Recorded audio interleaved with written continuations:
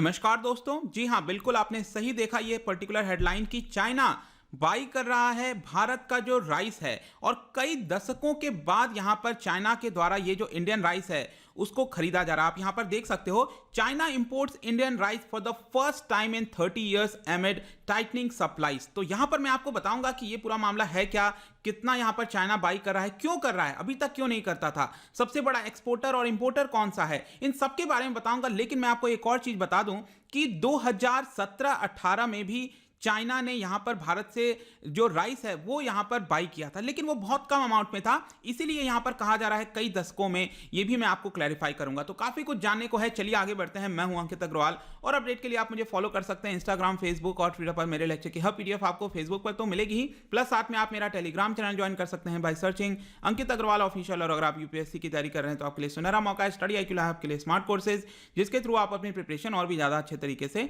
कर सकते हैं। सबसे पहले देखते हैं दोस्तों यहां पर क्या हुआ है। China has started importing Indian rice after a gap of 2 years। ध्यान रखिएगा, मैंने भाई आपको क्या बताया कि 2017-18 में भी यहां पर चाइना ने राइस को बाई किया था, लेकिन मैं आपको क्लैरिफाई करूंगा कि क्यों यहां पर दशकों में ऐसा कहा जा रहा है। तो ये इसके बाद अब बताया जा रहा है कि चाइना ने करीब 5000 टन का नॉन बासमती जो राइस है इसका ऑर्डर प्लेस किया है, और यह बोला गया है कि भारत कॉम्पिटिटिव प्राइस ऑफर कर रहा है, इसलिए यहां पर चाइना ने खरीदा है। और ये सारी जानकारी दी गई है all India rice exporters association के द्वारा। और आपको ध्यान रखना है कि ये सारी चीजें कब हो रही हैं, जब यहां पर भारत और चाइना के बीच में जो टेंशन है बॉर्डर पर वो लगातार बना हुआ है। अब सबसे पहले मैं आपको क्लैरिफाई कर देता हूं ये 30 साल का मामला क्या है। देखिए 1980s के पहले तो हम एक्सपोर्ट करते थे, चाइना इंपोर्ट कराता था भारत से, लेकिन उसके बाद यहां पर इंपोर्ट नहीं कराया गया, काफी लंबे समय तक भारत ने भी मना कर दिया। लेकिन 2006 में यहां पर भारत ने अलाउ कर दिया था, मार्केट एक्सेस दे दिया था चाइना को कि चाइना भारत से राइस को परचेज कर सकता है, ले सकता है। लेकिन चाइना ने अभी तक परचेज नहीं किया था। फाइनली चाइना ने 2017-18 के वर्ष में बहुत कम अमाउंट का, that is 974 ton of non basmati rice वो भारत से खरीदा। तो बहुत एक छोटा मोड़ आया था 2017-18 में, जब करीब 30 साल के बाद आप कह सकते हो कि परचेज हुआ, और अब आप देख सकते हो कि 2 साल के बाद वापस से खरीदा जा रहा है। इसीलिए अक्सर आप देख रहे होगे पूरे हेडलाइंस वगैरह में कि 30 साल के बाद दशकों में ऐसा चीजें कही जा रही हैं। अब यहां पर एक चीज मैं आपको बता दूं कि आपके मन में सवाल आ सकता है कि कौन सबसे बड़ा एक्सपोर्टर है और कौन सबसे बड़ा इंपोर्टर है राइस का।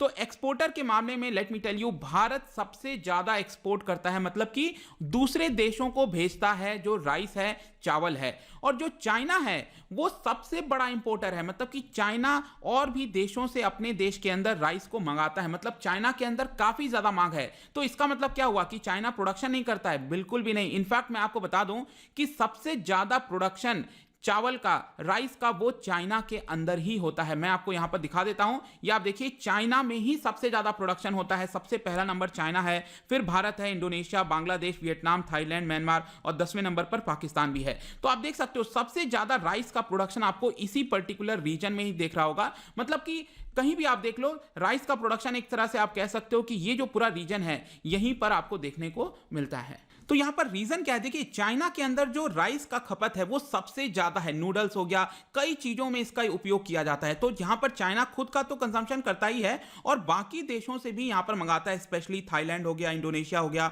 वहां से भी ये राइस को मंगाता है। लेकिन यहां पर आपके मन में क्वेश्चन आएगा, तो वो भारत से क्यों नहीं मंगाता था? तो बीजिंग, मैं आपको बता दूं, वो हर साल करीब 4 million ton of rice annually बाहर के देशों से मंगाता है, लेकिन भारत से वो नहीं मंगाता था। उसका कहना था कि क्वालिटी इश्यूज हैं, क्वालिटी की वजह से हम भारत से नहीं मंगाते हैं। अब यहां पर अचानक से क्या हो गया? फिर क्वालिटी तो ऐसा नहीं है कि एक दिन में ही बदल गया। तो बेसिकली यहां पर क्या हुआ है कि चाइना जो अलग अलग देशों से मंगाता था, थाईलैंड, वियतनाम, इंडोनेशिया, वहां पर कोविड-19 के समय कुछ प्रॉब्लम हो गई है, वहां से सप्लाई अच्छे से आ नहीं पा रहा है, सप्लाई का कंस्ट्रेंट हो गया है, आउटपुट में कमी आई है उन सभी देशों में। लेकिन आपको याद होगा भारत के अंदर अगर आप सभी सेक्टर में देखोगे तो एग्रीकल्चर ही एक ऐसा सेक्टर है जिसने बम्पर प्रोडक्शन दिया है। मैं अभी आपको आगे इसका एक्सपोर्ट का भी फिगर दिखाऊंगा, लेकिन भारत में ऐसा कोई इंपैक्ट नहीं आया है। तो यहां पर भारत में प्रोडक्शन ज्यादा है, तो यहां पर चाइना जो है इसलिए भारत से यहां पर जो राइस की परचेजिंग है वो कर रहा है। इसके अलावा एक और रीजन है कि भारत जो है वो कॉम्पिटिटिव प्राइस दे रहा है।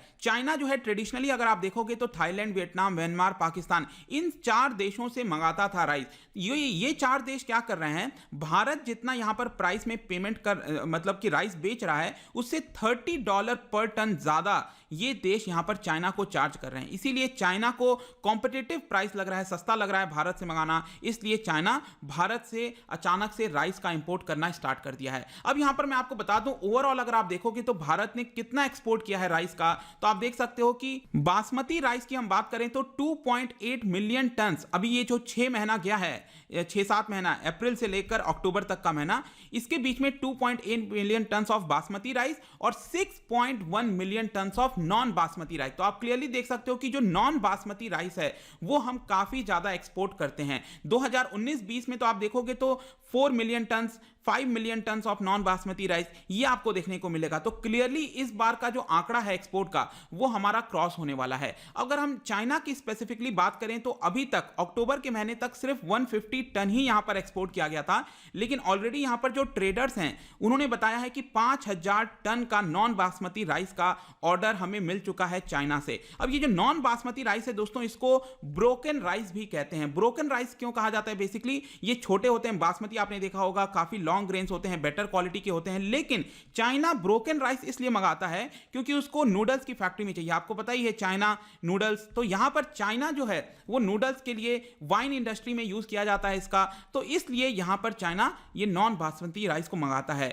इनफैक्ट मैं आपको यह भी बता दूं कि इंडियन ट्रेडर्स का यह कहना है कि हमें 1 लाख टन का ब्रोकन राइस का ऑर्डर मिल चुका है दिसंबर से फरवरी के बीच में। यहां पर अगले 3 महीने में हम करीब 1 लाख टन ब्रोकन राइस और हम एक्सपोर्ट करेंगे और इसका कॉस्ट भी हमें ठीक ठाक मिल रहा है, दैट इज $300 पर टन के हिसाब से। अब यहां पर मैं ओवरऑल एग्रीकल्चर के एक्सपोर्ट के बारे में भी बात करना चाहता हूं। जो हम बाहर भेज रहे हैं एग्रीकल्चर, इस बार बहुत अच्छी वृद्धि आई है, 4.6% की वृद्धि आई है। ये जो आपका 6 महीना जो Q1 और Q2 गया है अप्रैल से सितंबर के बीच में 4.6% की वृद्धि है, और उसमें वृद्धि में अगर आप देखोगे तो राइस सबसे ज्यादा ऊंचले स्थान पर है। आप यहां पर देख सकते हो बासमती राइस है, नॉन बासमती राइस है। अब यहां पर आप कंपेयर करिए अप्रैल सितंबर 2019 के बीच में यहां पर हमने नॉन बासमती राइस कितना एक्सपोर्ट किया।